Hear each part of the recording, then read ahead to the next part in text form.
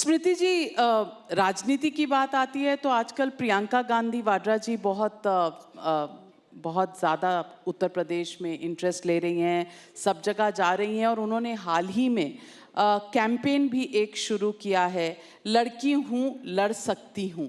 और शायद कहना ये चाह रही हैं कि घर पे लड़का है, लड़ नहीं सकता है।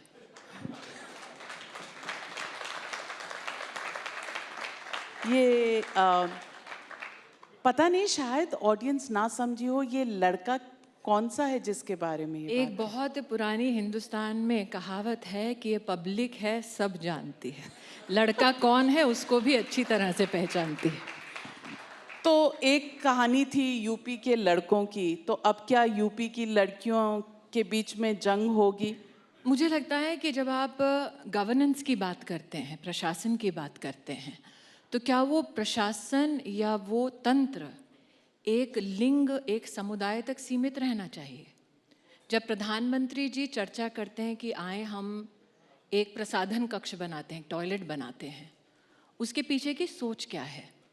साल 2012-13 में वर्ल्ड बैंक की एक रिपोर्ट आई कि हमारे देश की 6% जीडीपी बर्बाद होती है क्योंकि हम स्वच्छता अपने इर्द गिर्द नहीं रखते। वो भार चाहे स्वास्थ्य की दृष्टि से हो, चाहे सुरक्षा की दृष्टि से हो, वो हमारी अर्थव्यवस्था पर पड़ता है। नाविका जी, सोचने की बात यह है कि साल 11-12 में ये चिंतन आता है, लेकिन तब की सरकार इस प्रयास को कहीं ना कहीं अछूता रखती है, करती नहीं है। साल 2014 में जब मोदी जी प्रधानमंत्री बने, तब कभी भी ये नहीं कहा था हमने चुनाव लड़ते वक्त कि आए हम लोग हर महिला के लिए टॉयलेट बनाएंगे। और एक सत्य ये भी है कि हिंदुस्तान की किसी भी महिला ने कभी किसी राजनेता से अपेक्षा भी नहीं की थी कि उसकी रोज़मर्रा की ज़िंदगी में जो संघर्ष है उसको कोई नेता समझेगा और पुरुष नेता समझेगा, ये कल्पना नहीं थी।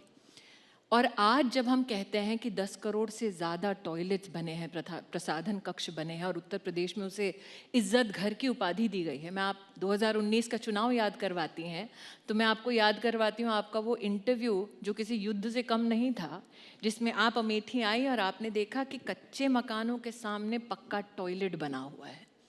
तो मुझे लगता है कि ये सारे मुद्दे ऐसे हैं जो कुछ लोगों को, चाहे वो लड़के हों या अभी न्यू फाउंड जिनका पैशन है लड़कियों के लिए वो हों, वो शायद इन ठोस मुद्दों पर चर्चा ना करना चाहें।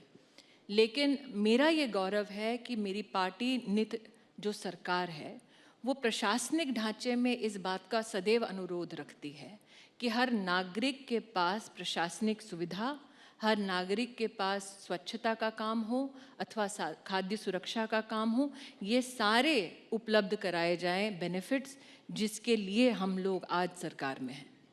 लेकिन स्मृति जी, प्रियंका जी ने तो ऐलान कर दिया है कि 30% टिकट्स महिलाओं को देंगी। वो ये कह रही हैं कि 70% टिकट महिलाओं को नहीं देंगी।